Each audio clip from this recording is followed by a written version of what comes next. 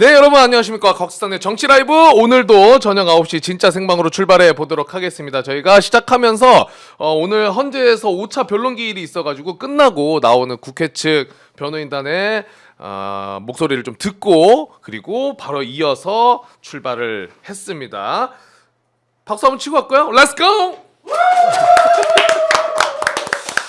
오늘이 진짜 뉴스가 엄청 많았습니다. 지금 국회에서도 국조특위가 지금 또 9시에 재개가 된다고 하고 헌재도 있었고요. 그래서 저희가 그 내용들을 좀 하나하나 정리를 해보도록 할 텐데, 오늘도 저를 도와서 제 부족함을 채워주실 두 분을 모셨습니다. 먼저 화요일의 짝꿍 JYP 박진영 평론가님 모십니다. 어서 오십시오. 오늘 방금 일단 국회 측 발언 좀 어떻게 보셨습니까? 뭐 거꾸로 매달아도 탄핵 시계는 돌아간다. 이런 생각이 듭니다. 네. 결국 사필 규정입니다. 전 국민이 생방송을 통해서 다 봤고요. 맞아요. 그다음에 그들의 행동이라든가 또는 문서로서 활자된 것까지 있기 때문에 탄핵은 저는 기정사실이라고 생각을 합니다. 네, 맞습니다. 그리고 바로 이어서 소개해드릴게요. 우리 민주당의 노종면 의원님 모십니다. 어서 오십시오. 의원님 와주셔서 너무나 감사합니다. 반겨주셔서 감사합니다. 오늘 안 그래도 처음에 말씀드렸던 것처럼 헌재도 돌아가고 있고 국회도 지금 바쁘게 돌아가고 있기 때문에 마찬가지로 좀 챙길 게 많으셔가지고 바쁜 하루셨을 것 같은데 어떠셨습니까? 내일 의정보고회라 의정보고회 준비하느라도 바빴습니다. 의정보고회까지. 그 방금 마찬가지로 국회 측 발언 좀 잠깐 들어보셨는데 어떻게 보셨어요? 네, 우리 박진영 선생님하고 생각이 비슷해요. 네. 어제 입춘이었고 이제 봄이 오고 있고 하루하루 많은 스트레스 받으시겠지만 이렇게 좀 한 발 떨어져서 보면 진행이 제대로 되고 있다. 네, 뭐 잠시 뭐 방해가 있는 것 같기도 하겠지만 네. 저는 뭐 어제 헌재 결정도 그렇고 크게 우려할 상황은 아니라고 보고 있습니다. 그렇다고 뭐 이렇게 뭐 경솔하게 대처해서 된다는 그러자는 것은 아니고요. 네네네. 그러면은 일단 헌재 관련해서 발언들이 다양하게 있을 건데 그거는 저희가 잠깐만 있다가 세세히 좀 살펴보도록 하고, 우리 의원님께서 또 명태균 이슈가 굉장히 뜨거울 때, 그리고 지금도 끝까지 명태균 게이트는 파헤쳐야 됩니다. 네. 그런데 그 당시에도 굉장히 고생을 많이 하셨고 그때 방송 때도 정말 귀가 이명이 들린다라고 얘기를 하실 정도로 고생을 많이 하셨잖아요. 그런데 어제 저희 방송에 네. 신용환 교수께서 나오셔가지고 그런 이야기를 하셨어요. 개봉 박두다.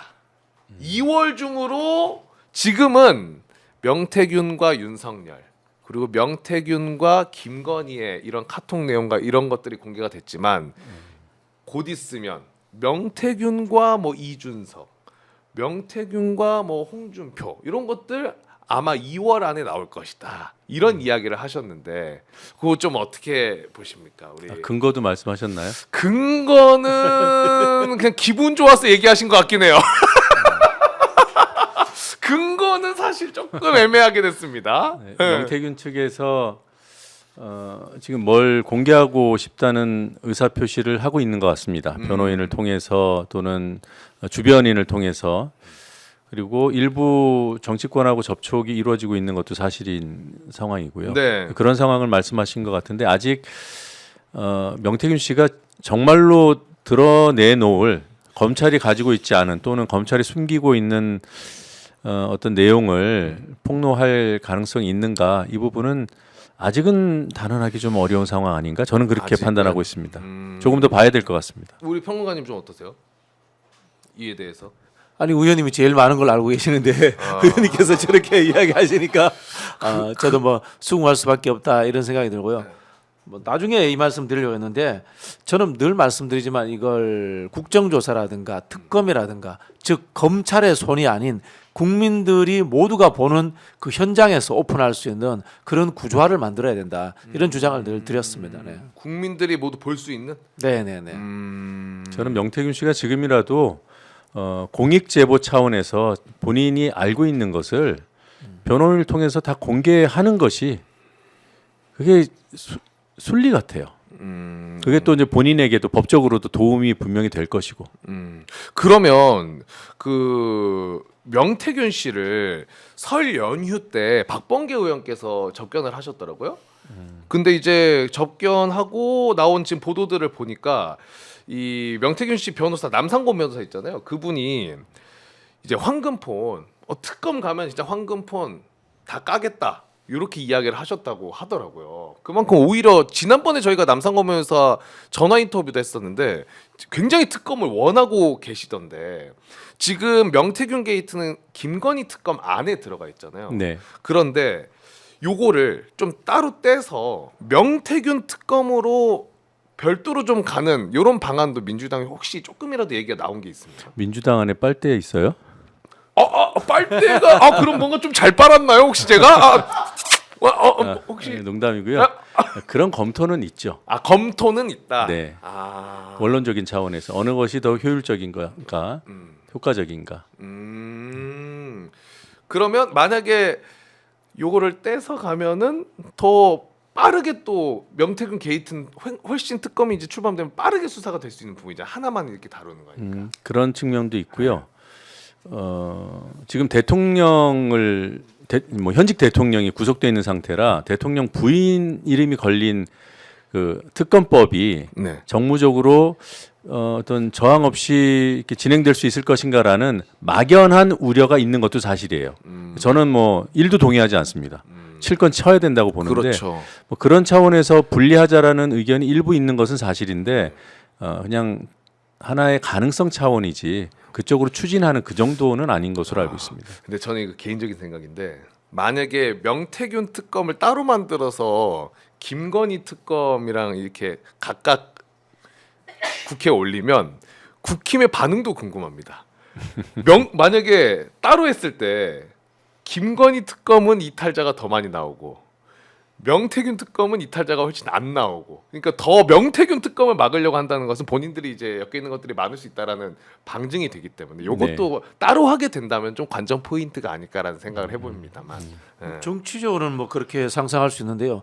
명분상으로는 명태균 특검을 하자고 하면은 거부할 명분이 없죠. 그렇죠. 이거는 불법 여론조사라든가 그다음에 명태균 씨의 국정농단을 중심으로 이어져 있기 때문에 저는 거부할 명분이 없다라는 생각이 들고요. 국힘에서 그렇겠네요, 진짜. 물론 뭐 이 저기 김건희 특검이나 명태균 특검 다 해야 됩니다만은 우리가 이제 좀 전략적 고려를 한다면은 명태균 특검이 향후의 정치 전망과 관련해서는 좀 더 좀 이 중요하지 않나 뭐 이런 생각도 저는 해 봅니다. 왜냐하면 이게 대선과 연관성이 크기 때문에. 그렇죠. 네. 그러면 그 지금 이준석 의원이 사실 명태균 게이트에 굉장히 또 많이 좀 연루돼 있지 않나라는 의혹들이 많잖아요. 그런데 가장 먼저 홍준표와 앞다투어서 지금 이제 대선 출마까지 선언을 했단 말이에요, 사실상. 네. 그런데 그런 것들이 나온다면은 뭐 나중에 대권 행보에 걸림돌이 되냐 안 되냐라는 지적도 있지만 저는 대권은 사실 크게 의미 없고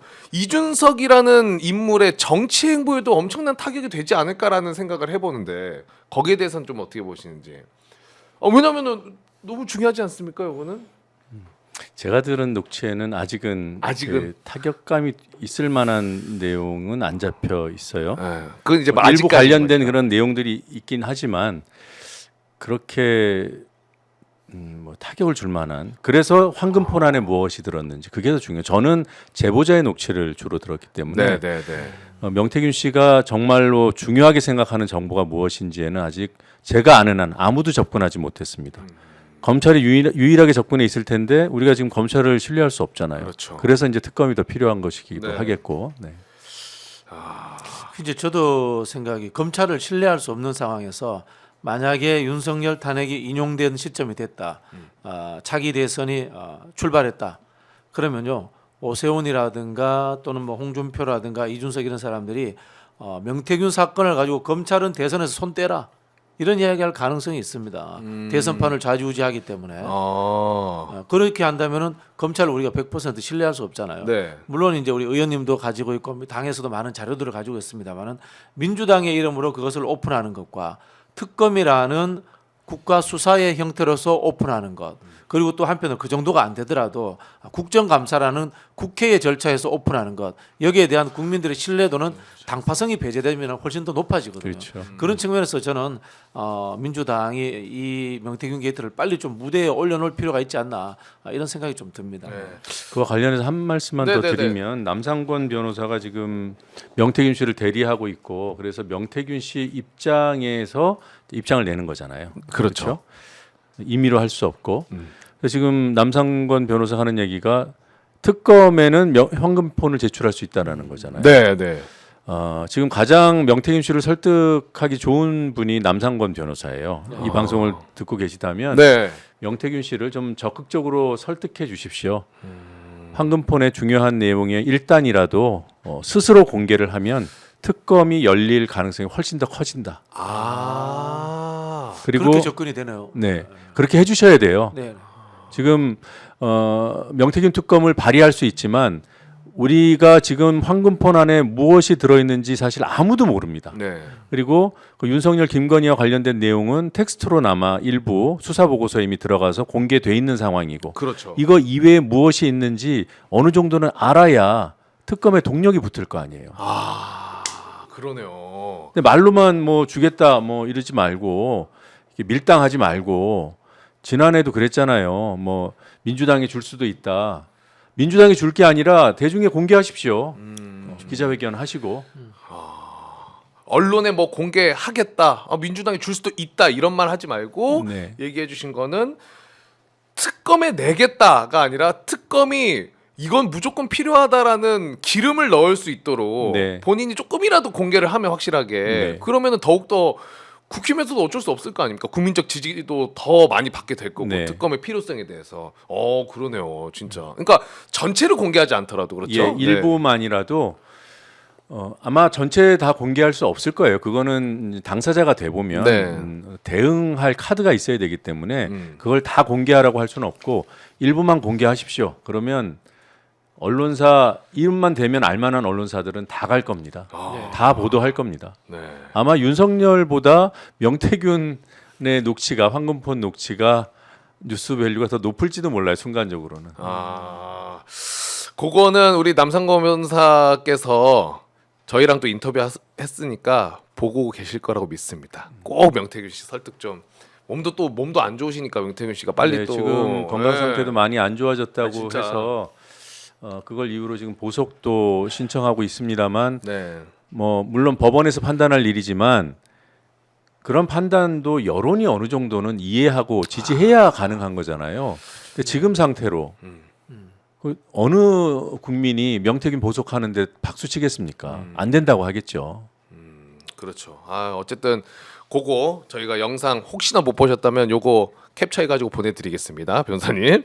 자, 이제 명태균 씨 얘기는 좀 요 정도로 마무리를 하고 저희가 헌재에서 오늘 이제 홍장원 전 국정원 1차장의 발언 이 영상을 좀 빨리 넘어왔으면 하는 생각이 있었는데 방송 직전에 이게 떠가지고 네. 그 영상을 우리 제작진이 또 정말 스피드예요. 벌써 왔어요? 준비를 해주셨어요. 대단합니다, 우리 제작진도. 그래서 그 영상을 먼저 보고 오도록 하겠습니다. 제가 수백억 정도의 대북 공작금을 유용했다면서요. 홍콩에 뭐 굉장히 비싼 빌라를 가지고 있다고 하대요. 또 저희 집사람이 한동훈 초하고 베프라 그러던데요. 저희 집사람이 미수를 했다고 해서 김건희 여사가 하는 무슨 멤버라 그러는데 이와 관련돼서는 그럼 너 다실가 아닌데 왜 가만히 있니?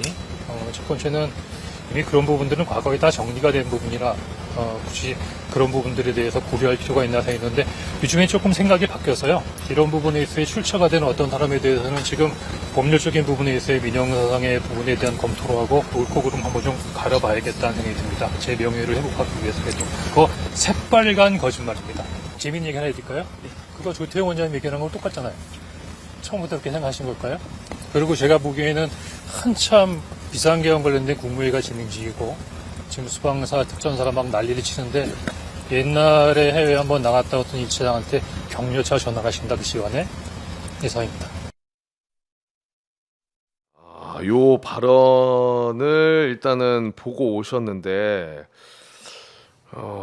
요게 이제 헌재 나와서 이야기를 한 건데 저게 지금 헌재 안에서 들었던 이야기를 기준으로 얘기를 하시는 거죠? 지금 얘기하신 거 보니까 제가 수백억 정도의 대북 공작금을 유용했다. 홍콩에 뭐 비싼 빌라를 가지고 있다. 그리고 우리 집사람이 한동훈 처하고 베프라고 그러더라. 뭐 유연 이야기를 들으신 것 같아요. 그래서 새빨간 거짓말이다. 이런 발언을 하셨습니다. 지금 저희가 지금 이거 스크립트를 영상 넘어온 대로 바로 정리해가지고 보여드리는 거라 저도 지금 바로 보고 전달해서 조금 부족할 수 있는 점 양해를 좀 부탁드리고요. 그리고 윤석열 측에서 통신 조회를 신청했고 그거 관련해서는 홍장원 전 차장이 조금 놀랐다. 내가 피의자도 아니고 특정 범죄를 저지른 부분에 피고도 아닌데 증인에 있어서 통신 조회를 한다. 굉장히 놀랐고 통신조회 결과를 가지고 저에게 물어보지 않았다. 아마 나온 게 없나 보다. 굉장히 과하다. 너무하다. 이렇게까지 해야 되나 생각이 들었다. 그러니까 증인신문에 앞서가지고 윤석열 쪽에서 홍장원 전 차장의 통신기록 조회를 신청을 했고 재판부가 받아들여서 그 조회를 했다고 합니다. 그래서 이 나오셔가지고 발언들을 저희가 좀 정리를 했고요. 혹시 여기에 덧붙이고 싶은 이야기 혹시 있으십니까? 발언에? 저 홍장원 차장 참 좋아합니다. 아 좋아합니다. 하고 싶어요. 굉장히 명확하게 이야기하고 네. 개그감도 있으신 것 같아요. 이른바 윤석열 측의 이제 메신저 공격인 거죠. 네. 홍장원 차장의 핸드폰을 통해 가지고 혹시나 야당 인사라든가 다른 분들과 소통하지 않았나라는 이제 하나의 의심의 영역을 만들려고 하는데요. 그 통신조회 보니까 기간이 제가 보기에는 이해가 안 돼요. 한 달 치더라고. 한 달치. 예, 사실 12월 3일 전후로 며칠간은 모르겠는데 그 나머지 기간들까지 만약에 누군가 통화됐다 이게 오픈한다는 건 저는 상당히 문제가 있다고 봐요. 진짜 메신저 공격으로 갈 것이 아닌가 이런 그러니까 생각이 들고. 그건가요? 그 계엄 이후에 너 누구랑 통화했어? 이거를 보기 위해서. 그렇죠. 계엄 이후에 뭐 최근에 뭐 통화한 것까지를 또 알 필요는 없지 않습니까? 네. 사람의 마음은 또 변할 수 있는 거죠. 그리고 금방 이 홍장원 차장이 했던 이야기는 본인에 대한 메신저 공격이야. 사생활 문제라든가 또는 뜬금없는 유언비어 이런 것들에 대해서 퍼뜨리면서 나를 정치적으로 모해하려고 한다. 뭐 이런 이야기를 하신 거거든요. 굉장히 저분 대응을 잘 하시는 것 같아요. 참 좋아합니다. 네. 근데 이번 내란 사태 관련해 가지고 그 홍장원 전 차장처럼 그래도 저렇게 그 상황에 대해서 떳떳하고 소신 있게 얘기하는 사람이 정말 없는 것 같아요. 저희가 굉장히- 보수 정치인의 표상을 잘 모르겠어요. 만약에 이제 보수의 지향을 갖고 있는 그런 관료나 그런 정치인이 있다면 아마 홍장원 차장 정도 아닐까라는 생각이 들 정도로 뭐 지향했던 정치 방향이 다르다 하더라도 귀를 기울이게 되고 그리고 또 발언에 신뢰를 하게 되고 그렇습니다. 느낌이. 네. 그리고 지금 적어도 홍장원 저분은 굉장히 깨끗하게 살아오신 분 같아요. 윤석열 캐비넷에 아무것도 없기 때문에 지금 뭔가 뒤져서 뭔가 만들어내려고 하는 것이 아닌가 그런 판단이 듭니다. 그런데 지금 그 외의 인물들은 뭐 많이들 보셨겠지만 입을 다물거나 거짓을 이야기를 하고 있습니다. 먼저 오늘 국조특위부터 가보면 이상민이 두 번째로 나왔죠. 이상민 전 장관이. 그런데 여전히 아무 말도 하지 않았습니다. 증언하지 않겠다. 근데 그 증언을 거부하면서 이유를 국민들의 혼란을 방지하기 위해서 내가 오늘 발언하지 않겠다. 이런 이야기를 했어요. 존재 자체가 혼란입니다. 그리고 근데 이제 조사 과정에서 이야기를 하는 것들을 보도상으로 보니까 이거는 또 굉장히 김용현이랑 엇갈리더라고요. 이상민은 계엄 당시 때 국무위원 전원이 반대했다 이렇게 이야기를 했고 김용현은 우리가 이제 헌재 영상으로 봤죠. 비상계엄 동의한 국무위원들이 있었다. 네. 요렇게 이야기를 했는데 이거 굉장히 이제 한 명은 어쨌든 거짓말 아닙니까?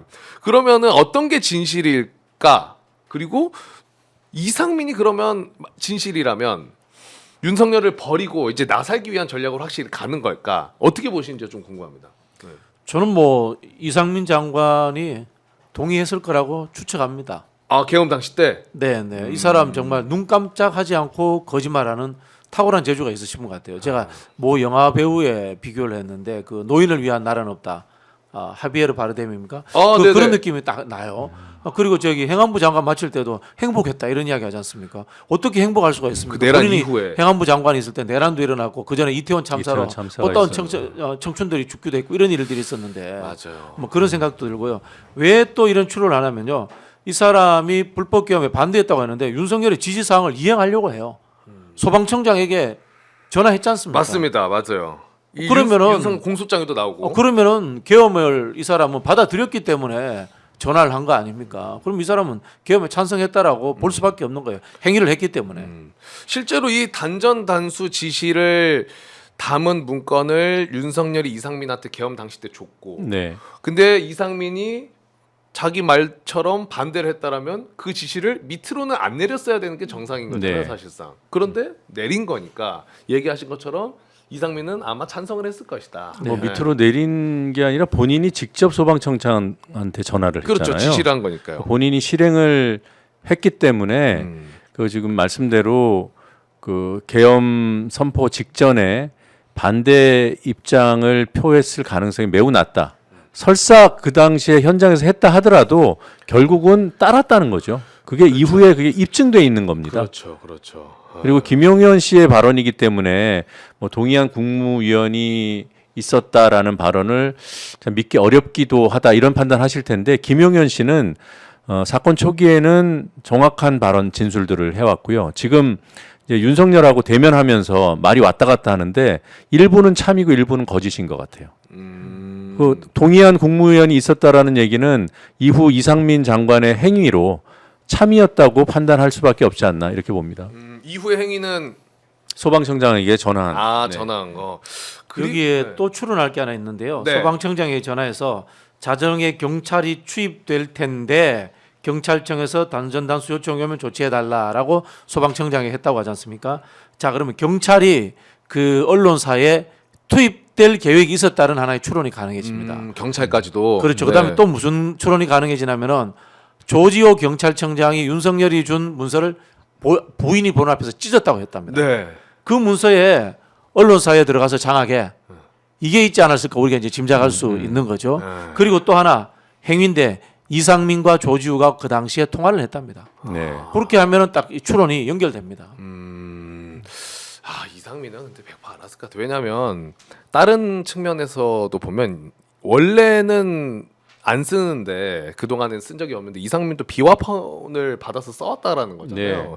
그리고 12월 4일의 행적도 네. 그게 굉장히 몰랐던 사람이 또 반대했던 사람이 보일 수 있는 행적은 아니기 때문에 그 안가에 들어가서 네. 이상민, 박성재, 김주현, 이완규였나요? 요 네 명이 이제는 뭐 얼굴을 못 볼 것 같아서 그냥 밥 먹으러 갔다. 요거 자체가 사실상 말이 안 되는 행위이기 때문에. 그건 뭐 거짓이고요. 예. 그 12월 4일 저녁 때 그래서 말씀대로 간 그 4인이 김주현 민정수석, 그다음에 박성재 법무부 장관, 이완규 법제처장, 네. 법원행정처장인가요? 네. 네, 네. 법제처장이군요. 법제처장. 네. 그리고 이상민. 이 4시 삼청동에서 만났고 거기까지는 이제 당사자들이 인정했고 그리고 또 뭐 제가 계속 확인하고 있는 과정입니다만 이들이 7시에 들어가서 한 8시쯤 나왔잖아요. 저녁. 네. 이상하잖아요. 마지막으로 한번 만나서 회포를 푼다는데 그 어려운 장소에 가서 1시간 만에 그래서 이동 장소가 있다라는 게 제 주장입니다. 이동. 그게 용산에 있는 다른 안가로 장소가 바뀌어서 이동한 것으로 추정이 되고 그때 박성재 장관은 국회에서 제가 질의했을 때 집으로 갔다고 했어요. 다른 일행들은 그럼 삼각지로 이동했냐라고 물었을 때 모른다고 합니다. 저는 갔을 것으로 추론해요. 삼각지. 네. 거기 그러니까 그날 그냥 단순히 우리 이제 빠이빠이 해야 되니까 봐야 된다. 이건 말이 안 되고요. 그날 제가 볼 때는 윤석열이 소집해서 만난 겁니다. 이제 어떻게 해야 되지? 핵심 이 참모 그룹, 조언 그룹, 실행 그 음모 예비했던 그룹 이들이 계엄이 해제되자마자 다시 만났던 거고요. 네. 그것도 막 몰래 안가해서 그러다가 이제 잡힌 거죠. 그리고 지금 거짓말하고 있는 거고. 그래서 이상민이 지금 소방청장에게 전환 단전 단수 언론사 단전 단수를 요청하는 전화가 확인이 되고 본인이 국회에서 거짓말 뭐 증언을 안 하고 있고 이런 상황은 주요 임무 종사자임을 판단케 하는 매우 중요한 정황이고 그러면 이 이상민이 이완규 박성재 또 함께 끌고 간다. 김주현까지. 김주현까지 같이. 근데 김주현은 지금 현직에 있잖아요. 이완규랑. 그렇죠. 맞아요. 이완규랑. 맞습니다. 이게 지금 정상이냐고 이런 상황이. 그러니까. 이상민 장관은요. 실제로 지금 수많은 사람들 거론되는 사람들 중에 윤석열과 가장 친한 사람입니다. 이상민이요? 네. 가장 친한 사람입니다. 사적으로 온갖 것들을 다 상의할 수 있는 사이입니다. 그렇다면은 장관이고 그리고 특히 행안부 장관인 상황에서 이 모의에 가담하지 않았다라고 저희가 보기 어렵죠. 이해할 수가 없습니다. 네. 네네. 근데 이제 그 또 한 가지 궁금한 거는 그 이상민이 단전 단수를 이제 지시를 한 거잖아요. 언론사에 대해서. 근데 이제 의원님은 또 언론인 출신으로서 저는 그 방송을 못 하게 하거나 그러려면 그냥 전기 끊으면 되지 않나? 물까지 왜 굳이 왜 끊나 이 생각이 드는데 물은 왜 끊는 거예요? 단수는 어떤 의미로 하는 걸까요? 저도 그게 의문이에요. 뭐 화장실 물 못 내리게 하려고 그러나? 아니 제가 보기에는 이런 것 같아요.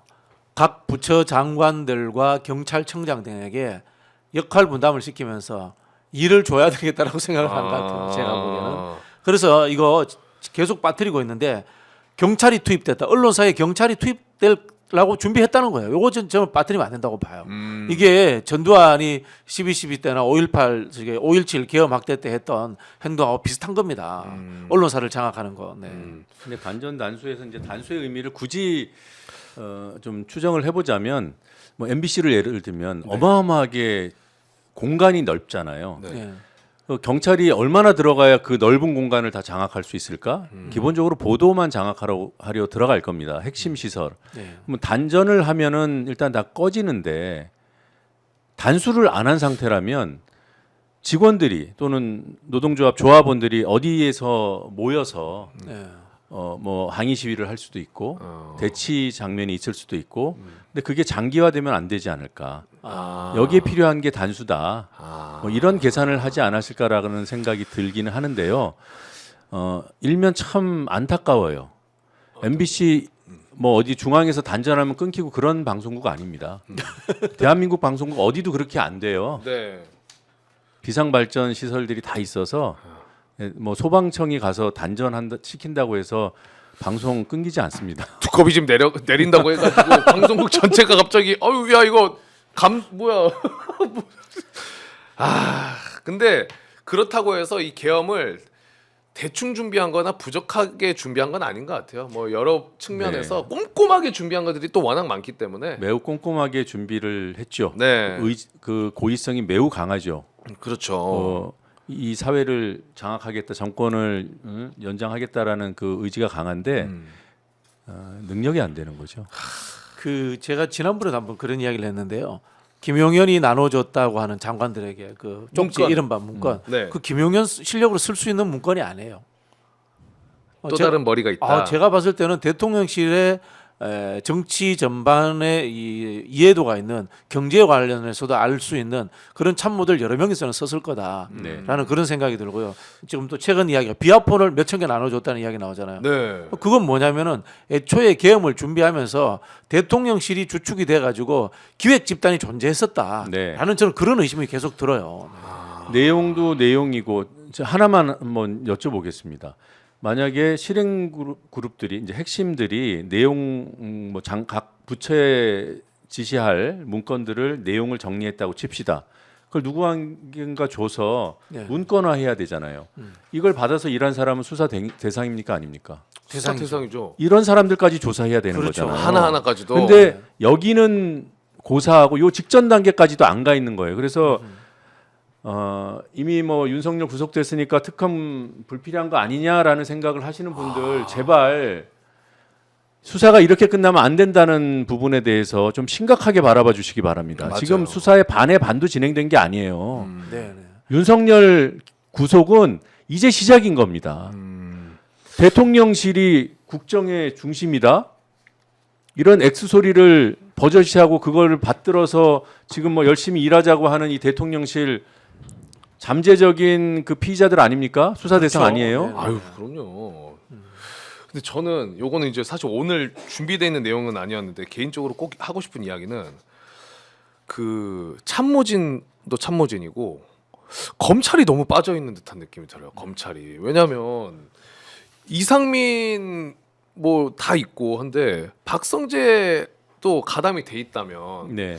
이 검찰이 그렇게 몰랐을까? 경찰은 다 가담이 돼 있잖아요. 그래서 조지호, 김범기 또 잡혀 들어간 거고 검찰이 과연 없을까? 만약에 행안부 장관이나 거기 지금 주요 임무 종사자들이 네. 검찰하고 통화할 일이 있으면은 사적으로 핸드폰 썼겠습니까? 비아폰을 썼겠습니까?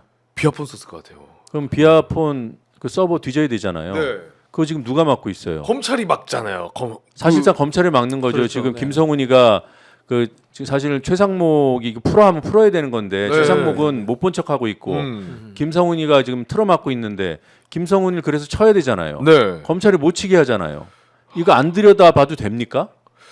특검 안 해도 된다는 얘기예요. 그래서 정말 이해가 안 돼요. 특검은 이제 물 건너간 거 아닌가라고 하는 분들 제발 안 됩니다. 이거 이대로 그리고 뭐 구속시켰으니까 이미 다 넘어온 것 같죠. 아니요. 이거는 진짜 엄청 많이 다 걸려 있는 것 같아. 검찰 관련해서요. JTBC 보도 중에 여인영이 이제 방첩사가 성관에 출동을 하지 않습니까? 거기에서 국정원과 검찰 등이 올 것이다라고 이야기를 했다라고 JTBC에서 네. 보도를 했습니다. 맞아요. 거기에 들어갔던 대령들도 검찰이라고 들었다고 이야기했습니다. 근데 지금 어떻게 됐습니까? 윤석열 공소장에는 그게 아니라 수사기관, 그다음에 민간 전문 기관 이렇게 이야기가 나옵니다. 우리가 보통 전화해서 이야기하면서 어이 곽수산 네. 거기에 저기 뭐야 경찰도 오고 검찰도 올 거야 이렇게 얘기하지.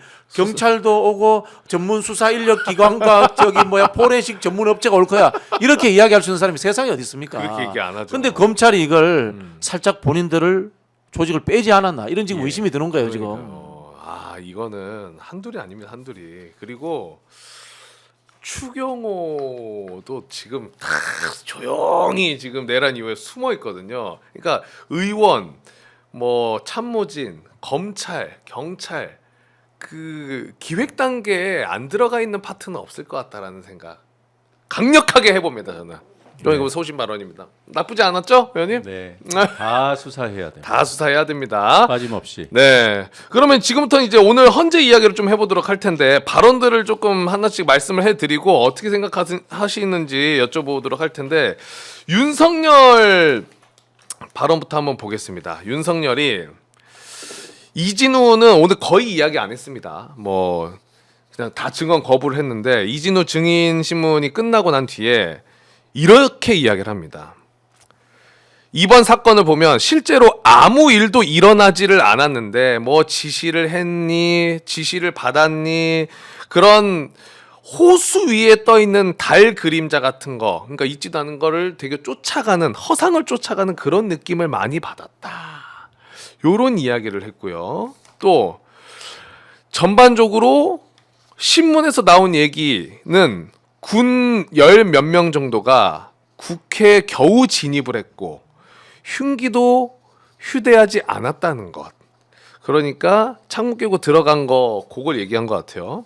그리고 4인 1조로 수천 명의 민간인들이 국회 경내에 있던 거로 보여지고 또 의사당 본관에도 그게 뭐 7층짜리 건물인데 그 안에도 수백 명이 있을 것이고 그리고 특전사 요원들도 질서 유지를 하려고 했다가 그래서 불 꺼진 쪽에 유리창을 깨고 들어간 건데 소화기 공격을 받고 다 나왔다.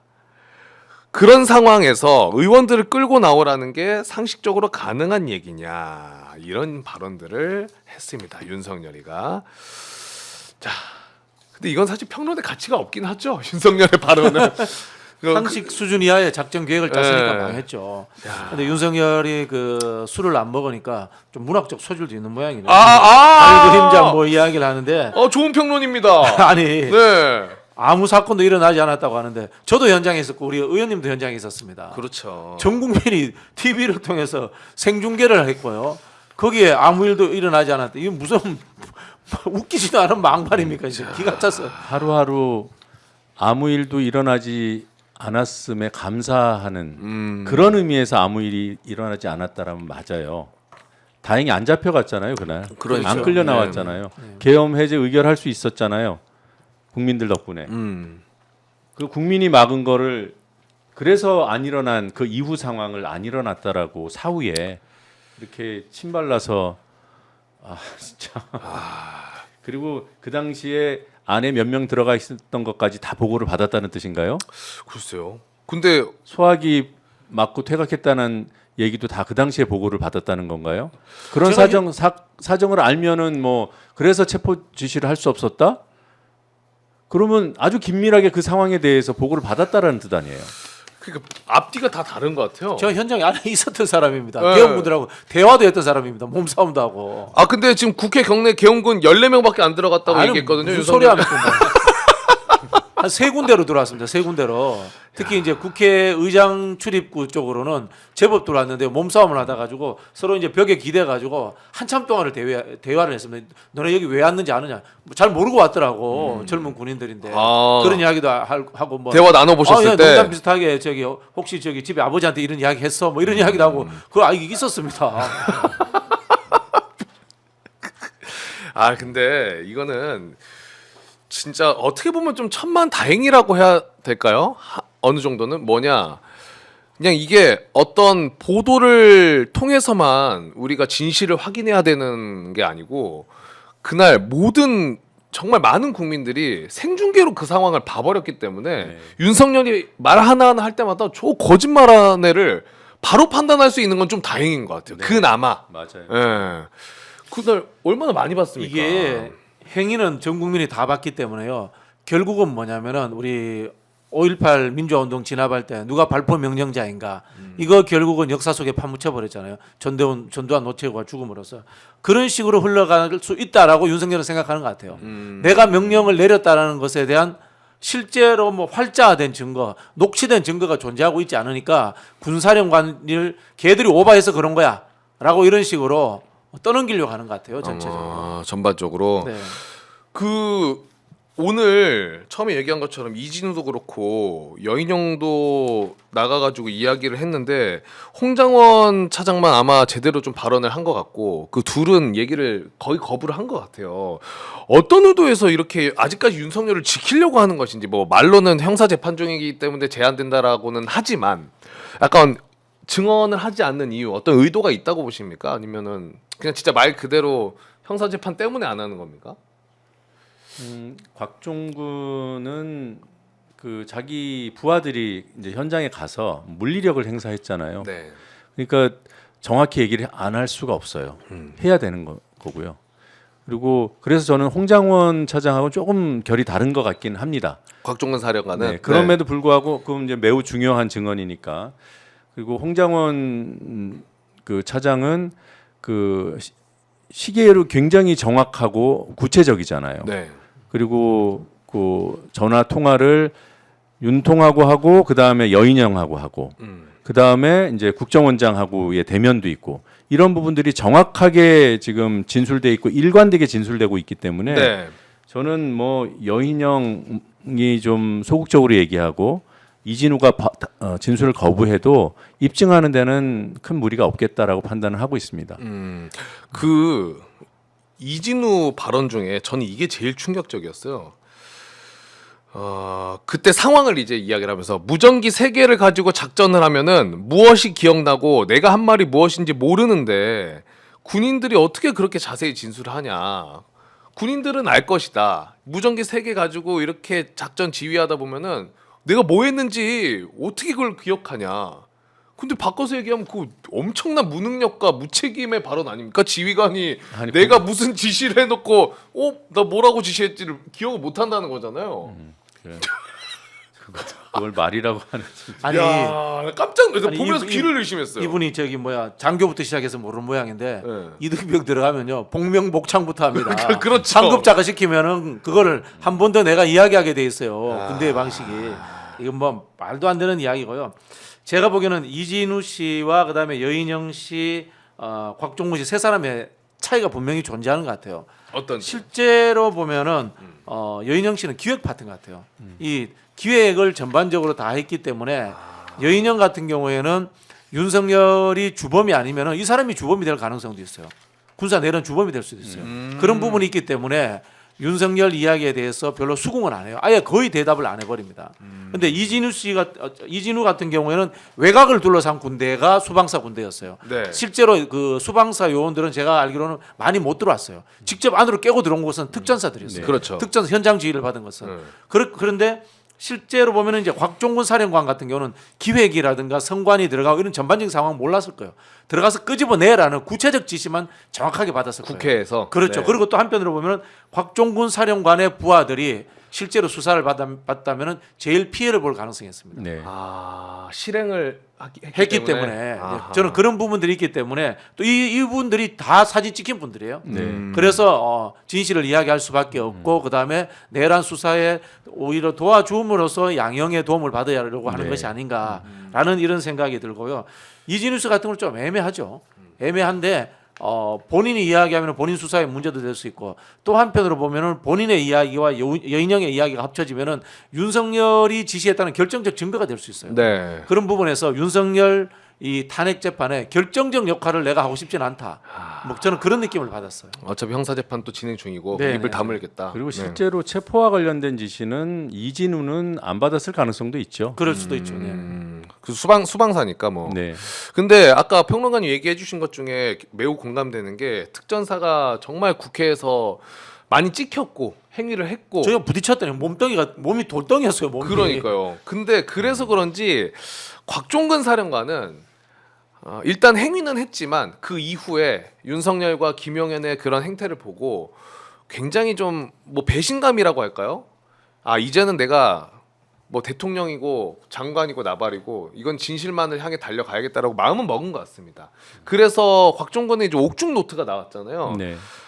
거기서 감정이 담겨 있는 표현이 이거 같아요. 대통령이나 김용현이나 반대하고 만류할 때는 듣지도 않고 자신들이 책임질 것처럼 하더니 군만 이용당하고 지금 와서 이게 무엇인가? 굉장히 이제 억울함을 한편으로 좀 표현을 한 것 같고 그 윤석열과 김용현 발언에 대해서 하나하나 팩트로 다 반박을 했습니다. 뭐 의원 아니고 요원이라고 얘기하는데 그건 왜곡이다. 근데 국민의힘에서 오늘 네. 국조특위에서도 이거 가지고 계속 하더라고요. 회유 당한 거 아니냐? 민주당에서 당신 회유한 거 아니냐? 근데 곽종훈 사령관이 몇 번 얘기를 했는데도 그 질문이 좀 여러 번 있는 것 같은데 어떻게 보셨습니까, 의원님은 그거? 약간 메신저를 정확하게 딱 공격하는 듯한 느낌으로 가더라고요. 뭐 국민의힘이 다른 사안에서 늘 그래 왔고요. 뭐 놀라운 반응은 아니고 이걸 반복한다는 거는 다른 거를 짚어낼 의지도 그럴 여지도 없기 때문에 그거밖에 못하는 게 아닌가. 그러니까 임종득 의원 그 막말한 거 가지고 위원장이 퇴장 명령하니까 국힘 의원들이 기다렸다는 듯이 다 나가 버렸잖아요. 의지가 없는데 억지로 지금 국조특위 들어와서 뭐 사실상 방해 행위만 하고 있는 거죠. 그러니까 이제 다른 증인들 데려다가 이것저것 물어보고 할 사안들이 없기 때문에 계속 김병주 의원이나 뭐 다른 의원들한테 회유당한 거 아니냐, 그때 뭐 통화를 누구랑 했냐 이런 거 계속 물어보고 그걸 해서 만약에 이제 다른 질의응답 과정에서 민주당 의원이 다른 야당 의원이 특조위원이 질의해서 그거를 완벽하게 깨잖아요. 네. 그럼 끝나야 되잖아요. 다음 질문자가 또 그걸 또 물어보면 똑같은 걸. 이게 패턴이에요. 국민의힘 똑똑하더라고. 상임이나 이런 특위에서 그런 모습이 너무 자주 보여요. 그러니까요. 이게 본질은 곽종군 사령관이 회유되었나가 아니라 곽종군의 발언이 사실인가 아닌가라는 네. 겁니다. 네. 그 오늘 인상 깊었던 건 곽규택 의원이 오히려 약간 공격하려고 또 당신 이제 회유 당한 거 아니냐라고 하다가 아예 팩트로 곽종군 사령관 표정까지 뭔 소리 하는 거야? 아니 요원 끄집어내라는 지시 안 받았다니까요? 의원이라고 받았다니까요? 라고 확실하게 이야기를 하더라고요. 그러니까 더 이상 뭐 다룰 게 없는 것 같고 그 다음으로 이제 이야기해 볼 거는 이런 비겁한 그리고 꼼수 이런 것들을 윤석열도 계속 보여주고 있습니다. 오늘 윤석열이 법원에 구속 취소 청구를 했다고 하는데 요건 제가 근데 처음 들어보는데 이게 뭐예요? 원래 있긴 있는 겁니까? 제가 변호인도 아니고 모르겠습니다. 아니, 법원 체포영장에 대해서도 그 해가지고 법원의 판단을 받았잖아요. 네. 그러니까 한번 해주니까 또 하는 것 같은데 글쎄요. 이게 원래 통상적으로 하니까 보석 신청이나 이런 뭐 거 구속 적부심을 청구하거나 보석 신청을 하거나 글쎄 하여튼 창조적인 그러니까 시간 끌기라고 보면 될 것 같아요. 지금 구속 취소 청구를 했고 그럼 법원이 요거를 일주일 안에 결정을 내려야 된다고 하는데 근데 이 결정이 나오면 또 보석을 신청한다라는 보도도 나오고 있거든요. 그러니까 그런 식으로 하겠죠. 뭐 저기 비루하다 뭐 이런 생각이 비루하다. 드는데 어떤 느낌이 드냐면은 축구 경기 하다 보면요 마지막 30초 남겨놓고도 이기고 있으면은 선수 교체해서 시간 끌려고 하잖아요. 뭐 딱 그런 느낌이에요 이거. 그러니까 이게 지금 극우 성향을 가진 지지자들에게는 우리는 보면은 말도 안 되는 걸 신청했으니까 기각당하고 저쪽이 지잖아요. 네. 몇 대 0 뭐 계속 판판이 깨지잖아요. 근데 그런 극단적인 성향을 가진 지지자들 입장에서는 법원이 한 번도 손을 안 들어주네. 계속 불리한 판결을 하네. 불리한 수 결정이 있겠네요. 계속하네. 법원에 대한 분노 게이지를 높이기 위한 그렇게 볼 수도 있겠네요. 계산된 행동이라고 저는 봐요. 안 그래도 지금 그런 집회에서 119 폭동이 있었는데도 그 이후에도 집회에서 굉장히 발언들이 세게 나오거든요. 국민들이 뭐 깨우쳐야 된다, 뭐 이렇게 일어나야 한다. 뭐 아예 헌법재판소를 휩쓸 것이라는 얘기를 네. 그 전한길 전환길. 전한길 씨네요. 그 강사 네. 그 사람은 어떤 얘기까지 했냐면 헌법재판소의 그 재판관들 이름을 거명하면서 그들이 기피하거나 사퇴하지 않으면 그러니까 손 떼지 않으면 윤석열 탄핵 사건에서 손 떼지 않으면 탄핵 인용 결과를 내면 승복하지 않겠다라고 선언했어요. 전환길 씨가요? 전한길 씨가 와. 부산 집회에서 그냥 국민의 뜻으로 명령한다 이러면서 와. 우리는 헌법재판소가 그렇게 결정을 해도 승복하지 않을 것이다. 네. 국민이 헌법재판소를 휩쓸 것이다. 이렇게 얘기를 합니다. 내란 선동이죠. 이건 내란 선동이죠. 소요 선동이죠. 이건 전 수사 대상이 명백해졌다고 보고요. 전한길 씨도 수사를 받아야 되는 상황입니다. 그리고 뭐 거기 같이 올라갔던 박수영 그리고 윤상현 그리고 여의도에서는 조배숙 의원도 올라가 가지고 헌재 언급하면서 국민이 무섭다는 거 보여줘야 돼. 뭐 이런 얘기했더라고요. 근데 조배숙 의원이 석동현 씨하고 과거에 뭐 있었어요? 그런 가까운 관계 부부였다는 그 그건- 석동현이 아니고 저기 심평 변호사. 심평 석동현 여러분, 변호사님 정정합니다. 석동현 아닙니다. 죄송합니다. 네. 그 사실이에요? 네네네. 그거는 맞긴 맞아요. 이게 사실인가 네. 아닌가 궁금했는데 사실이군요.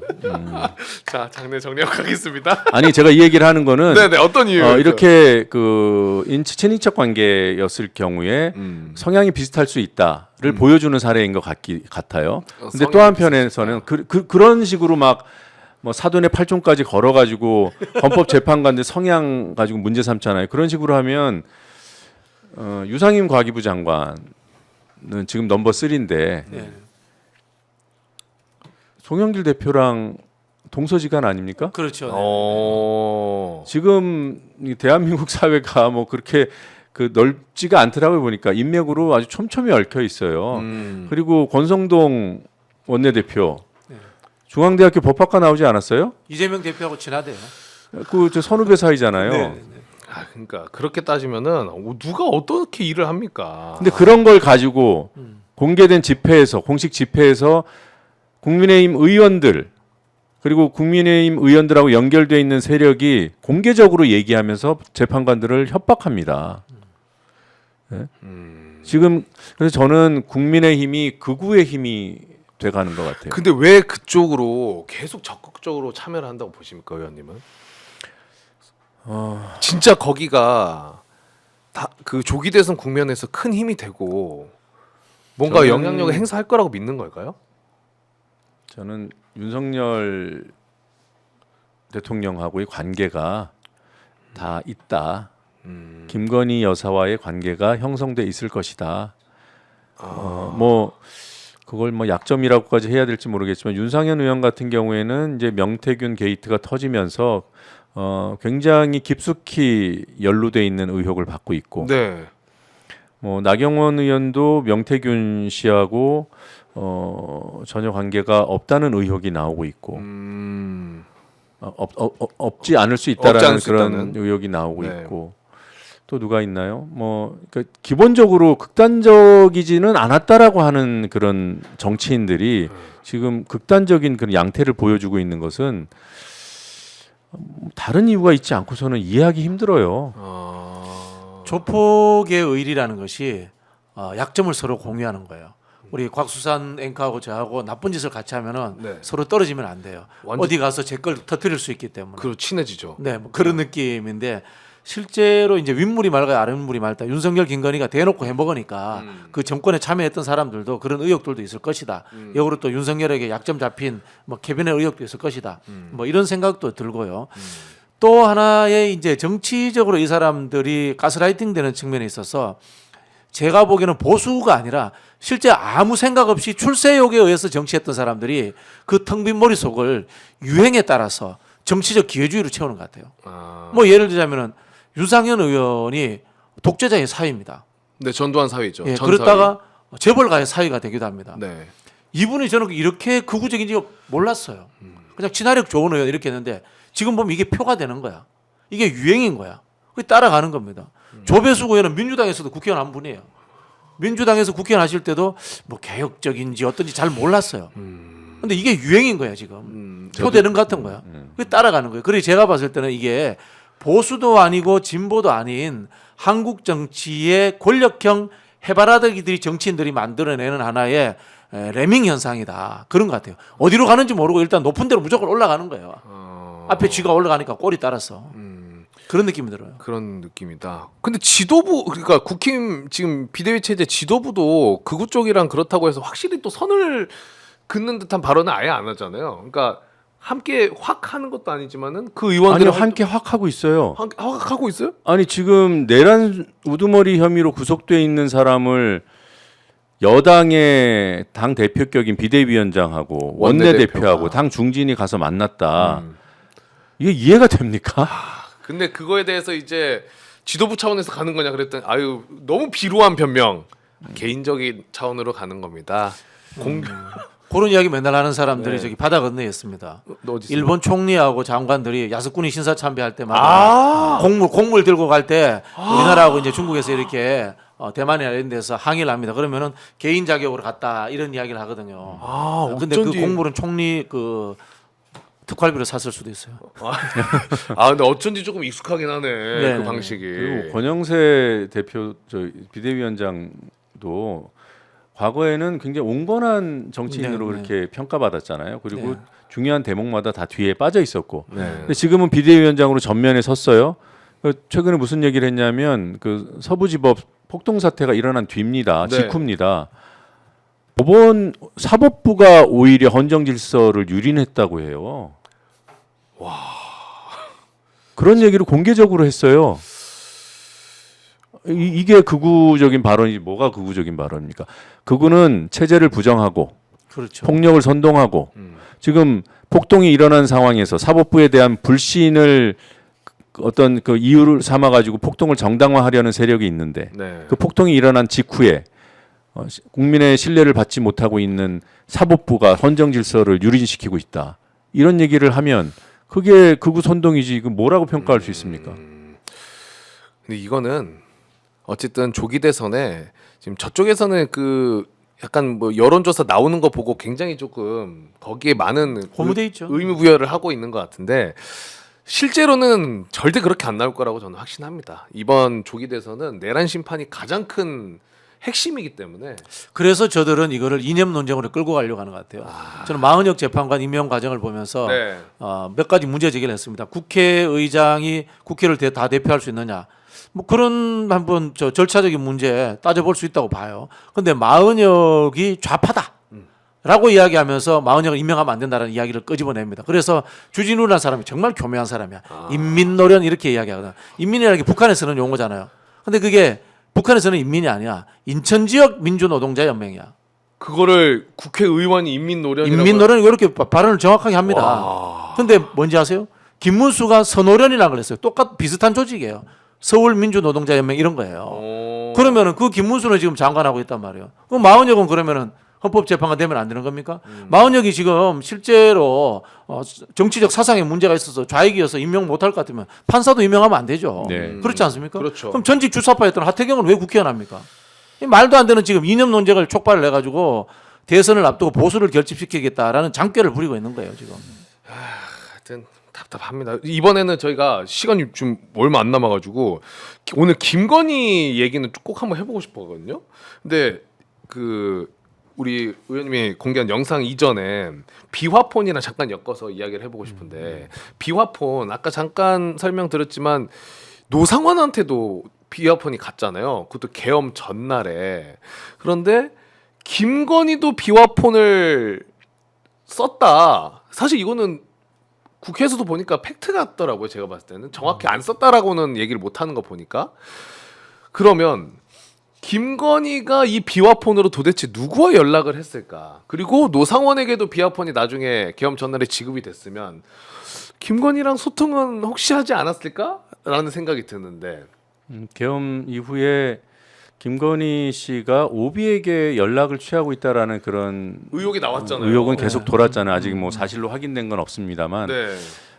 노상원도 비화폰을 갖고 있고 김건희 씨도 비화폰을 갖고 있으면 그때 돌았던 소문의 그 오비가 노상원이 아니었을까라고 추정은 해봅니다. 저도 좀 그러네요. 노상원이 오비라고 칭할 수 있는 건 맞잖아요. 그렇죠. 오비 맞죠. 표현하자면은. 네. 그렇죠. 뭐 예를 들자면은 주요 공직자면은 지금 김건희 씨가 워낙 문제가 되고 있기 때문에 비화폰으로 김건희 씨 전화가 온다. 그러면은 사모님 제가 좀 이 전화를 받고 답변 드리기 곤란할 것 같습니다. 이렇게 끊을 것 같아요. 공직자라면. 네. 그러나 뭐 말씀하신 것처럼 민간인 오비잖아요. 오비들 같은 경우에는 그랬을 수도 있지 않나 이런 생각이 들고요. 여기에 저는 꼭 하나 찾았으면 싶은 게 그 비화폰이 검찰 쪽에도 갔지 않았을까라고 저는 의심이 들어요. 자꾸, 네. 저도 같은 생각입니다. 예, 예. 검찰 그래서- 쪽에 하나도 안 갔을까? 그래서 자꾸 검찰이 이 김성훈의 이 구속영장을 기각시키는 게 아닌가 이런 생각이 들어요. 맞아요. 네. 왜냐하면 김성훈이 실제로 서버 삭제를 지시를 했잖아요. 네. 뭐 다행히 삭제가 이행은 안 됐습니다만, 근데 그런 사람을 검찰은 끝까지 그냥 외면하고 아예 네. 반려를 시켜버린다. 그러면 평론가님 생각으로는 아니 그게 여인영 이야기도 보면요. 자 성관위에 우리 부대가 출동을 하는데 거기 가면은 국정원과 검찰에서 나와 있을 거야. 근데 이거는 자기가 직접 들은 이야기가 아니야. 어디 한 쿠션을 통해서 들었단 말이야. 네. 한 쿠션이 어디겠어요? 당연히 대통령실 아니겠어요? 그렇죠. 그러면은 어떻게 만약에 썼다 그러면 검찰 쪽에서 네. 우정이로 보세요? 그럼 그까지는 제가 뭐 알 수 없는데 저는 일단 뭐 탄핵 소추당해서 쉬고 있던 사람들이 있잖아요. 탄핵 당해서 탄핵 소추를 당해서 네. 직에서 물러나 있던 사람들이 검사들? 있잖아요. 네. 그 그중에 고위직도 인물들도 있고. 있었고. 일단 의심은 다 해봐야 된다. 의심은 해봐야 되는 그렇죠. 거니까. 말씀입니다. 네. 그리고 이상민이 저는 조사 과정에서 그리고 계엄 때 김건희 관련해 가지고 윤석열이 우리 와이프는 모르고 있는데 알면 화낼 텐데 이 이야기를 했다는 게 이상하더라고 좀. 아니 그 계엄 긴급한 상황에 과연 와이프 얘기를 했을까? 했다면 왜 했을까? 그리고 그 이야기를 이상민이가 왜 할까? 이거 굉장히 좀 이상하더라고요. 아니 내란과 불법 계엄을 와이프 허가받고 합니까? 이거 뭐예요? 요즘 저기 TV 드라마 제가 원경이라고 열심히 보고 있거든요.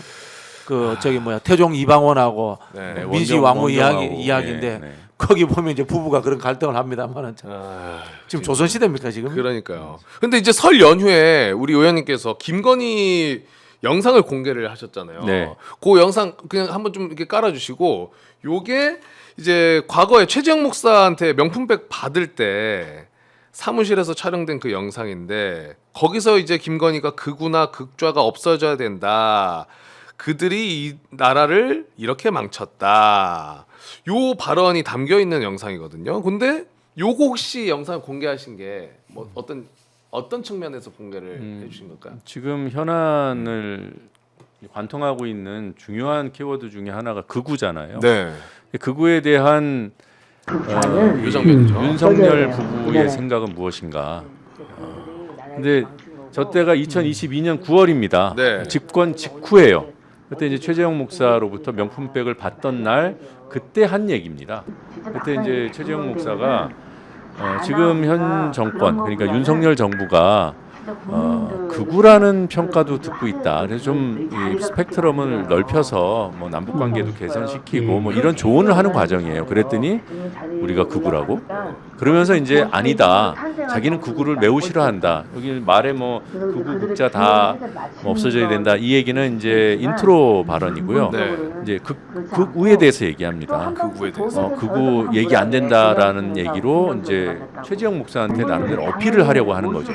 그러면서 든 사례가 내가 얼마 전에 김정숙 여사도 예방했고 권양숙 여사도 예방했는데 이거 가지고 우파에서 막 뭐라고 한다. 이거 진짜 얘기 안 된다. 극우들은 미쳤다. 미쳤다 맞아요. 이렇게 얘기를 하죠. 네. 네. 그래서 이건 제가 볼 때 이들에게 극우라는 규정은 본인들을 비판하는 세력. 그런가요? 이게 그냥 뭐 어떤 우좌우 여기에 대한 개념 자체가 제가 볼 때는 없어요. 그냥 자기를 공격하면 극우야, 극좌야, 그냥 다 싫어. 그러니까 지금은 그러니까 그 3년 전에 극우가 미쳤다고 했던 그 세력이 지금 극우에 기대서 살아남으려고 발버둥 치잖아요. 맞아요. 그러니까 이 모순점을 알리고 싶었던 겁니다. 네. 뭐 물론 다 알고 계신 거지만 짐작하고 계신 거지만 한 번 더 육성으로 확인하시면 그리고 또 김건희가 너무 안 보이잖아요. 네. 궁금합니다. 네. 잊으면 안 된다. 이 계엄에도 책임이 있을 수 있다. 있을 수 있다. 네. 그때 강하게 의심된다. 네. 비화폰도 썼다. 그리고 내란 이후에 윤석열 체포되자마자 몸이 아파서 알아 누워 있다라는 뉴스를 갑자기 뭐 이렇게 나오더라. 네. 그런 것도 노상원의 존재는 김건희를 바로 떠올리게 합니다. 그러니까요. 무속이니까요. 네. 네. 이상하리만큼 네. 무속이 한두 개가 아니었잖아요. 그 전직 사령관을 이 아주 내밀한 모의에 참여시키려면 신중한 판단을 하지 않았겠어요? 그렇겠죠. 뭘 보고 그 사람을 판단할까요? 그 사람은 사주를 뽑아보고 관상을 보고 그러지 않았을까요? 아니 노사문도 그렇게 하지 않습니까? 김용현한테. 네. 김건희가 명태균에게 빨리 마음을 열어준 것처럼 같은 이유로 노상원도 김건희의 뭔가 최종 승인을 받고 그 그룹 속으로 들어온 게 아닌가. 그러니까 왜냐면 그 노상원이 그 점집 가가지고 또 따로 점을 보잖아요. 네. 그때 나온 얘기들 들어보면 노상원이 김용현이 경호처장일 때 국방부 장관 될 거라는 걸 미리 알고 있습니다. 근데 그 노상원이 그걸 어떻게 알고 있었을까? 김용현이 자기가 얘기를 했을까? 아니면 누가 알려줬을까? 누굴 이렇게 나중에 장관 시킬 거라고. 그것도 조금 이상한 측면이 있더라고요. 네. 네. 네. 그래서 일선에는 김용현이 김건희 라인이다라는 이야기도 있고요. 실제로 경호처 관련돼서는 전부 다 김건희 라인이다라는 이야기가 있습니다. 네. 그래서 이 김성훈이 비아폰을 나눠줬다라는 것, 그 다음에 검찰이 김성훈의 구속을 방해하고 있다는 것, 이게 굉장히 저는 중요한 하나의 힌트가 아닌가 이런 생각이 들어요. 네. 네. 아, 검찰에도 김건희 라인이 있을 겁니다. 네. 검찰에도 있을 것이다. 윤석열 총장 시절에 한동훈하고 그렇게 수시로 연락하고 소통했던 사이였잖아요. 네, 네. 그런 줄을 안 쥐고 있을 성격의 사람이 아닌 것 같아요. 네. 명태균 녹취 중에 뭐 공개도 됐습니다만은 그 윤한홍과 관련된 대목이 나와요. 근데 그 윤한홍을 경남 도지사 하려는 그 윤한홍을 주저앉힌 게 명태균 말에 의하면 김건희입니다. 명태균이 김건희한테 윤한홍은 안 된다고 얘기하고 김건희가 윤한홍하고 통화하면서 안 된다고 하니까 윤한홍이 아우 그건 오해십니다. 저는 그럴 뜻이 없습니다. 저는 여사님 곁에 있는 것이 뭐 영광이라고 했던 것 같은 뭐 그런 식의 얘기를 했다고 그 명태균이 얘기하는데 아 이걸 제가 공개를 안 했던가요? 이 계엄이 터져서 공개를 안 했던가? 하도 많이 공개. 처음 듣는 것 같습니다. 저도 처음 저도 얘기하면서 보니까 이거 공개를 안 했던가. 자연스럽게 넘어가시죠. 네. 아무튼 그런 일이 있습니다. 네. 네. 그 정도로 김건희 씨는 그 인사 이런 문제에 아주 적극적으로 개입하던 사람이에요. 김건희. 이거는 뭐 근데 어쨌든 김건희 특검법이 어떻게든 나중에 시간 지나서라도 무조건 통과는 되고 조사를 할 수밖에 없는 상황은 맞잖아요. 네. 그럼 해야 되잖아요, 사실. 그냥 넘어갈 수가 없는 사안들이 많기 때문에. 그래서 제가 김건희 특검법이라고 하는 것은 윤석열이 탄핵 인용이 되면은 생각보다 쉽게 될 수도 있다고 봐요. 그래서 저는 지금 중요한 게 명태균 문제라고 자꾸 말씀을 드리고 싶어요. 명태균 문제다. 네, 네. 네. 자, 이제 거의 마무리할 시간이 돼가지고 마무리로 최상목은 그래도 꼭 해야 될 것 같아요. 저희가 최상목 이야기는 요거 한 번만 짚어보고 마무리하도록 하겠습니다. 일단 아까 재판관 후보자 얘기를 했지만 마은혁 후보자 최상목이 임명을 안 했고 헌재에서 결정을 좀 연기를 했고 그런데 만약에 헌재에서 마은혁 후보자 임명해야 된다. 라고 하더라도 과연 최상목이 임명을 할 것인가? 왜냐 기재부에서 입장이 나온 거는 헌재 결정이 나오면 바로 임명하는 것이 아니라 법무부와 법제처와 약간 뭐 협의를 하겠다, 자문을 구하겠다 이런 이야기도 나왔기 때문에 시간을 계속 끌 것인가? 그렇게 된다면은 이 최상목이 어떻게 해야 될 것인가? 이런 의문점이 굉장히 많거든요. 민주당에서 일단 대응을 어떻게 할 건지도 많은 분들이 주목을 하고 계시는 것 같아요. 아무래도.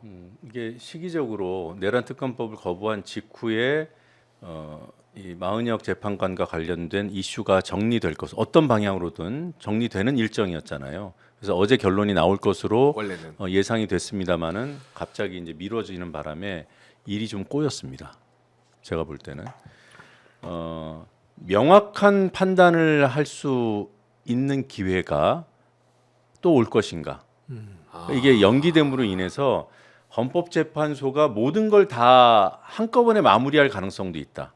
통으로? 이게 통으로요. 그러니까 이게 그 우원식 국회의장이 헌재에다가 권한쟁의 심판을 할 때 가처분 신청까지 같이 했어요. 네네네. 가처분 신청에 대한 판단이 나오면 집행력이 생깁니다. 임시지만. 그래서 본안 판단이 나올 때까지는 가처분의 효력이 유지되는 거기 때문에 만약에 임시로 마은혁 재판관에게 헌법재판관의 지위가 있음을 확인해 버리면은 이거는 최대행의 손을 떠나는 일이 돼 버리는 거예요. 그렇죠. 네. 이 얘기는 어떻게 보면 명확한 결론이라고 뭐 평가할 수 있을지 모르겠으나 그러니까 제가 보는 관점 하나는 최상목에 대한 평가를 이견 없이 할 수 있는 기회를 놓치는 그런 측면이 있다.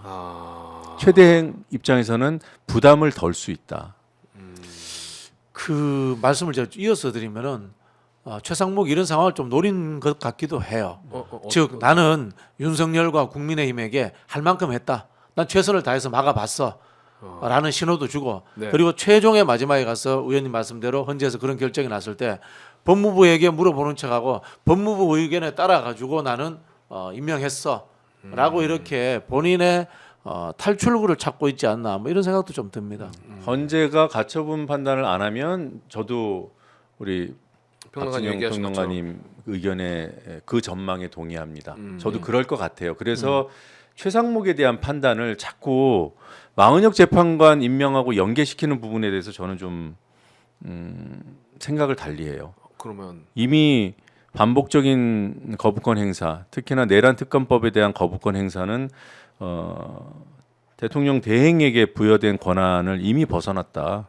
그래서 여기에 대한 판단을 하고 여기에 합당한 그 응당의 그런 대응책을 강구해야 하지 않나라고 생각을 하는 겁니다. 뭔가 기다리기보다 이미 발생을 했기 때문에 지금 판단을 해야 되는데 지금 공교롭게도 내란 특검법 거부하고 그 직후에 헌재 판단이 나오기 때문에 그거를 한데 묶어서 판단할 기회였거든요. 네, 네. 근데 이게 이제 일정이 벌어지면서 그렇죠. 그럼 그때까지 기다릴 것인가 하는 그런 이제 질문이 생긴 겁니다. 제가 보는 관점에서는 그 제가 좀 탐문을 해보니까요. 최상목 같은 경우는 이 그 권한 대행으로서 통치 행위를 넘어서서 장기적인 관점에 정치 행위를 하고 있다는 이야기들이 많이 나옵니다. 이른바 이 최상목, 한덕수, 이창용까지 해서 그래서 뭐 오세훈을 자주 본다라는 이런 썰들도 있고요. 결국은 끝날 때까지 갔고 벼랑 끝이 갔기 때문에 정치권으로 들어올 수밖에 없는 상황이다라고 네. 본인들이 생각을 하고 있다는 겁니다. 그런 측면에서 최상목이 언제까지 버텨주느냐 문제가 중요하고 그다음에 이 사람들이 잡고 있는 하나의 터닝 포인트가 한덕수 탄핵이 기각되기만 한다면은 한덕수 날개 단다 이런 생각들을 갖고 있는 것 같아요. 네. 근데 그 와중에 지금 여야정 국정협의회가 열린다고 하는데 사자회담 있죠. 최상목, 우원식, 권영세, 이재명 요렇게 4명이 이제 회담을 열 예정이라고 하는데 요거는 어떻게 보십니까? 권영세랑 최상목이랑 무슨 이야기를 할 수 있을지 좀 저는 답답할 것 같아요. 그래도 해야죠. 그래도 하긴 해야 되는 거죠, 이거는? 네, 네. 네. 알겠습니다. 저는 확인의 그 의미가 있다고 봅니다. 확인 어떤 확인일까요? 아까 제가 말씀드렸던 그 권영세의 극우 발언, 네, 극우 행보가 잠깐의 실수였는지 아니면 정말 그걸 보여줘야죠. 그러기 위해서 대중 앞에 서는 것이라고 저는 봅니다. 이 행보에서 물론 의제는 다르죠. 지금 상황이 뭐 구체적으로 얘기하면 추경이 매우 절실한 시점이고, 네. 그리고 또 여야가 쟁점이 없는, 그러니까 다툼이 없는 부분이라도 빨리 합의해서 처리해서 국민께 안도감을 주는 그런 정치 행위를 해야 되는 이런 부분에 대해서 공감하고 협조를 하는지를 확인해봐야 된다. 그 절차까지 안 밟을 이유는 없다고 봐요. 네. 근데 그게 아니다라고 판단하면 선을 그어야 된다고 봅니다. 선을 그어야 된다. 어쨌든 그 확인하는 과정일 거라고 또 생각을 네. 하신다고 해주셨고 마지막으로 우리 의원님은 아무 이야기 안 하셔도 됩니다. 하실 수 있을 것 같은데요. 그래요? 그래도 일단 확실하게 우리 평론가님은 좀 얘기를 해주실 수 있을 것 같아가지고 짧고 굵게만 여쭤볼게요. 김경수 전 지사 또 이재명 대표한테 뭐 개헌 방지하는 내용으로 개헌 추진해라 이런 발언까지도 지금 하고 있습니다. 계속해서 그 발언들을 해내고 있는 것 같은데 어떻게 봐야 되는지 좀 한마디 해주세요. 뭐 평론가님. 선의의 측면도 있고요. 본인의 선의? 정치적 메시지를 꾸준히 이어가야겠다는 전략적 판단도 있는 것 같다. 뭐 이렇게 말씀을 드리고 싶은데요. 저는 일단 뭐 임종석 실장이나 김경수 지사님께 이 말씀을 드리고 싶어요. 내가 대통령이 되면 뭘 할 건지, 민주당이 되면 뭘 해야 되는지부터 이야기를 하세요. 본인들이 그렇죠. 얘기를 할 거면 네네네. 김경수가 꿈꾸는 나라는 이런 나라다. 이런 나라인데 내가 생각하는 이런 나라와 이재명이 생각하는 나라는 다르더라. 나는 이재명이 꿈꾸는 나라가 내 이상과 맞지 않더라. 그렇게 비판하셔야 되는 거예요. 근데 본인들이 어떤 꿈이 있고 이상이 있다는 것은 밝히지도 않고 어쩌면 없을 수도 있어요. 제가 보기엔 임종석 실장은 없다고 저는 생각합니다만은. 그래 솔직히 뭐 필요하시면은 제가 토론도 해드릴 테니까 돈 들고 찾아오세요. 국가 비전이라든가 정책 기조 이런 거 제가 연구자로서 좀 가르쳐 드릴 테니까 그런 공부부터 하고 난 다음에 비판하셔도 됩니다. 저는 뭐 정치에서 비판은 당연히 존재하는 거라고 봅니다. 그러나 내 것과 상대가 무엇이 다른지 그것이 발전을 위해서 국가와 민주주의를 위해서 경제를 위해서 그런 하나의 상생적 발전을 갈 수 있는 그런 준비부터 하시라 이 말씀 드리고 저 싶어요. 공감합니다. 의원님 가만히 계시니까 관련해서 네. 이재명 대표께서 그런 발언들이 어떤 이제 논란이 돼 갈등이 막 불거지는 양상이 일어나니까 사실 나는 그런 상황을 만들면 안 된다고 생각을 해요. 네. 왜 그랬을까 참 안타깝긴 한데 하여튼 그런 상황이 일어나니까 이재명 대표께서 우리 당원분들 그리고 또 우리 그 당 소속 국회의원들을 향해서 메시지를 냈습니다. 네네네. 그래도 총구는 밖을 향해야 한다. 이 얘기는 우리 안에 어떤 갈등이 너무 불거지지 않길 바란다는 메시지잖아요. 이걸 일부에서 국회에서 임종석, 김경수 이런 분들을 공격하는 메시지로 이렇게 왜곡해서 이해하고 유포하고 그 와중에도 일부는 또 보도가 나오고 네. 이러더라고요. 그래서 그게 아니다. 그런 뜻이 아니다. 지금 당 대표 그리고 당 지도부에서는 뭐 당직자 의원들에게 그런 발언에 대해서 대응하지 말 것을 자제해야 됩니다. 주문하고 있습니다. 이게 이제 공식 지침의 성격이에요. 네. 네. 제가 어제 뭐 저도 유튜브를 운영을 하거든요. 박진영 TV라고 운영을 하는데 거기서 제가 특집을 했습니다. 박진영 TV요. 박진영 TV에서 네. 특집을 했습니다. 특집에서 10만 된 채널이죠, 최근에. 10만 됐습니다. 박진영 네. TV입니다. 지난 실버 네. 임종석 실장의 이야기. 지난 대선에서 이재명 때문에 졌는가 문재인 때문에 졌는가 이야기하잖아요. 네. 근데 이거는 결국은 뭐냐면 이재명 문재인을 편가르게 하는 거예요. 네. 그래서 친명들로부터 문재인 대통령을 비판하라고 도발하는 거예요. 그러면 나는 그 도발을 받아가지고 다시 논란을 이어가면서 나는 친문그룹의 핵심으로서 반 이재명의 선두주자가 될래 라는 전략적인 흐름이 잡혀 있어요. 네. 그렇게 정치하시면 안 된다. 이 그렇죠. 말씀 드리고 싶어요. 네. 그리고 거기에 말려들면 안 되고. 맞습니다. 네네. 그 저는 이런 지금 일들을 보면서 그 생각이 들더라고요. 의견이 다양한 의견들이 모아져 가지고 발전하는 거는 있어야 되죠. 그리고 그 과정에는 비판도 있어야 됩니다. 그래야 그 비판도 수용하면서 서로가 성장할 수 있는 거니까 다양한 의견들이 모여서. 근데 꼭 그 비판이 있어야 된다는 거를 비난으로 착각해서 비난만 하는 분들이 있어요. 비판이 있으려면 얘기하신 것처럼 전제 조건이 비판과 함께 대안을 내야 되거든요. 그래서 평가받을 수 있게 이것도 맞는 말이네. 근데 어떤 대안도 없이 그냥 이거는 아니지 않나요? 뭐 이렇게 해야 되지 않나요? 이거는 정말 가치가 없는 비난이거든요, 사실.